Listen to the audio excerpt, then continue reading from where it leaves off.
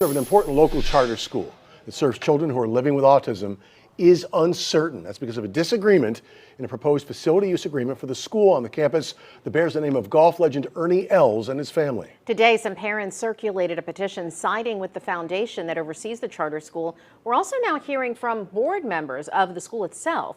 Our Steve King joining us live with what's next for the Learning Center. Steve?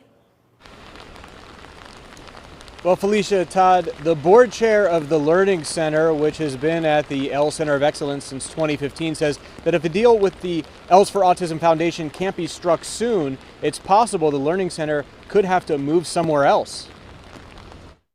The Els for Autism Foundation board sent this letter out to parents, stating the board of the Learning Center, a charter school that serves children with autism ages 3 to 14 at the Els Center of Excellence, is asking for cameras to no longer be allowed inside classrooms, and documents show the school board is also calling for less thorough background checks. The board states the school only made those requests, quote, following Els for Autism's communication of certain concerns and observations beginning in 2022. And while the Learning Center board says that incidents of mistreatment were reported over the last year, they were all unfounded. But with the deadline for a resolution to the school's facility use agreement approaching, parents are worried that the future of the school is uncertain. Sad. It's disappointing. We moved our life from Chicago to be here, especially for this foundation, this campus, these services that the children receive as a whole. So we're really saddened by the decision that the school's making. I think without having the foundation's oversight, that the quality of the school, although it may abide by state regulations, would go down significantly.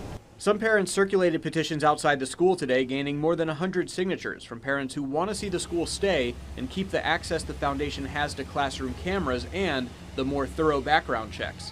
School board leaders say when it comes to the cameras inside of the classrooms that can be accessed by the foundation. And it's become an issue because the foundation has ramped up their viewing of it and the concerns they raise.